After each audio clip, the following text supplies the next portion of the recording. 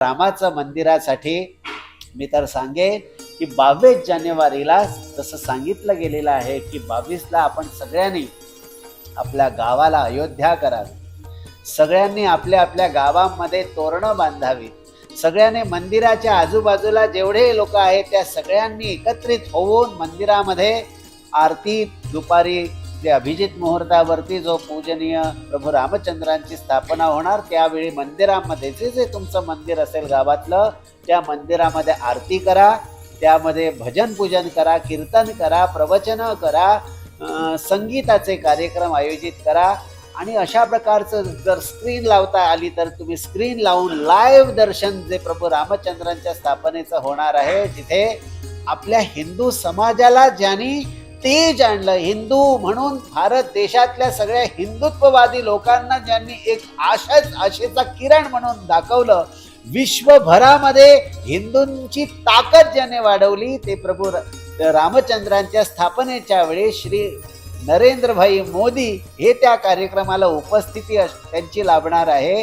हे यासाठी विशेष आहे कारण त्यांनी आम्हा तुम्हा सर्वांचं जे हिंदुत्व आहे त्या हिंदुत्वाला एक सिंहासन दिलेलं आहे आणि म्हणून या अशा आदर्श प्रधानमंत्रीच्या उपस्थितीमध्ये हा सोहळा संपन्न होणार आहे।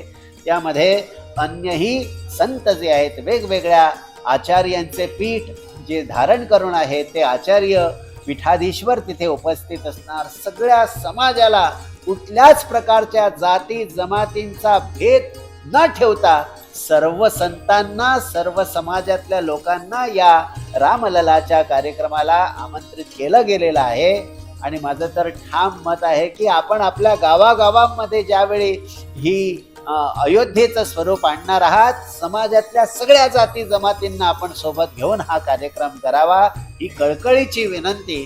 कारण राम आपल्या जीवनात त्यांनी जो चरित्र आमच्या तुमच्या सर्वांच्या समोर ठेवलं, ते चरित्र आम्हाला सांगतं की आम्ही तेव्हाच मोठे होऊ शकतो, श्रेष्ठ होऊ शकतो, ज्यावेळी समाजातले सगळे घटक आपल्याकडे जोडले गेलेले आहेत। समाज आपला म्हणजे सगळे, ही हाताची 5 बोटं आहेत, एकसारखी नाही आहे, तसं समाजात वेगवेगळ्या प्रकारचे मत असणार, पंथ असणार, संप्रदाय असणार, जाती असणार, सगळं असणार, पण हे सगळे 5 बोटं जेव्हा एकत्रित होतात त्यावेळी सगळ्यांची पोटं भरतात। तसं आम्ही सगळ्यांनी आमच्या समाजातल्या सगळ्या पंथांना, विभागांना एकत्रित करून आमचं हे रामाचं काम जे आहे ते आम्ही वाढवायचा प्रयत्न केला पाहिजे। दुसरी गोष्ट, संध्याकाळच्या वेळी घरोघरी सगळ्यांनी दीपावली साजरी करायची आहे। भले आम्ही ऑक्टोबर नोव्हेंबर मध्ये दीपावली करत असू, पण यंदाच्या वर्षी ही दीपावली विशेष आहे कारण ती 500 वर्षांच्या आंदोलनानंतरची ही खरी दिवाळी आहे।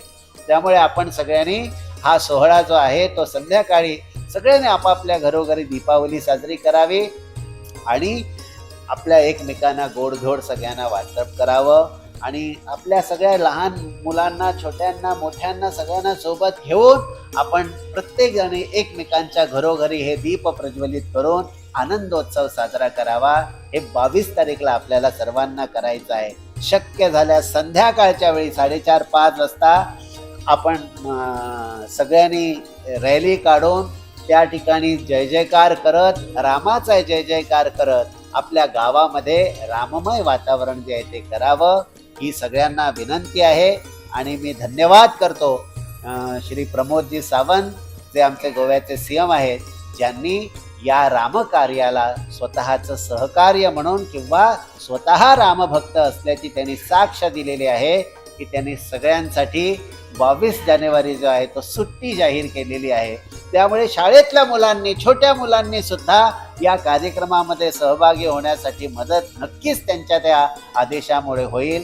त्यामुळे डॉक्टर प्रमोद सावंत हे खरेच रामभक्त आहेत। त्याने गोव्यामध्ये रामराज्य आणण्यासाठी असाच रामाचा आदर्श गिरवत जावा आणि आपल्या गोवेकरांना प्रभू रामचंद्रांसारखं जे रामराज्य उभं करण्यासाठीचा संकल्प जो तुमच्या आमच्या सगळ्यांच्या मनामध्ये आहे तो परिपूर्तीस जावा, यासाठी त्यांनी योगदान आपलं मोठं द्यावं। बोलो सियावर रामचंद्र की जय, पवन सुत हनुमान की जय।